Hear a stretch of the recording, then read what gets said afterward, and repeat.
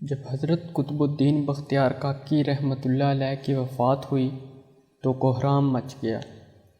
جنازہ تیار ہوا، ایک بڑے میدان میں جنازہ پڑھنے کے لیے لایا گیا۔ مخلوق بڑی تعداد میں جنازہ پڑھنے کے لیے نکل پڑی۔ انسانوں کا ایک سمندر تھا جو حد نگاہ تک نظر آتا تھا۔ یوں معلوم ہوتا تھا کہ ایک بکھرے ہوئے دریا کی مانند یہ مجمع ہے۔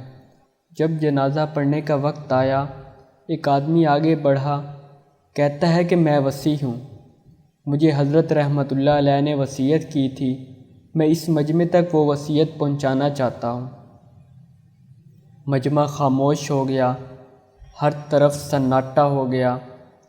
وصیت کیا تھی؟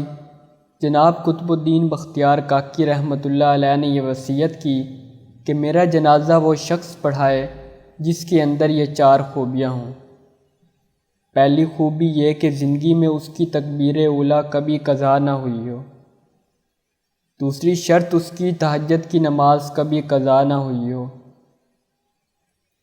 تیسری بات یہ ہے کہ اس نے غیر محرم پر کبھی بھی بری نظر نہ ڈالی ہو۔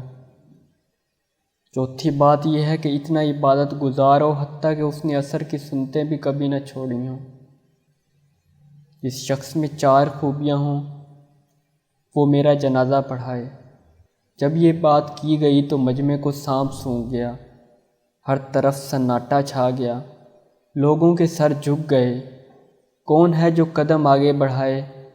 کافی دیر ہو گئی، حتیٰ کہ ایک شخص روتا ہوا آگے بڑھا، حضرت قطب الدین بختیار کاکی رحمۃ اللہ علیہ کے جنازے کے قریب آیا، جنازے سے چادر ہٹائی اور کہا، قطب الدین آپ خود تو فوت ہو گئے، مجھے رسوا کر دیا، میرا راز کھول دیا۔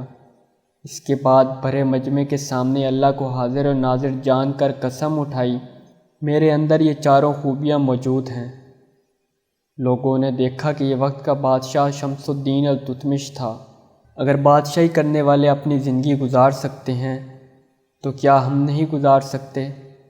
جیسا کہ آپ جانتے ہیں کہ شمس الدین التتمش سلطنت غلامہ کے ایک عظیم حکمران تھے۔ اللہ تعالی ہمارے ملک پاکستان کو بھی ایسے حکمران نصیب فرمائے، آمین۔ ایسی مزید ویڈیوز دیکھنے کے لیے ہمارے چینل شاہین گروپ کو سبسکرائب کیجیے۔ جزاک اللہ۔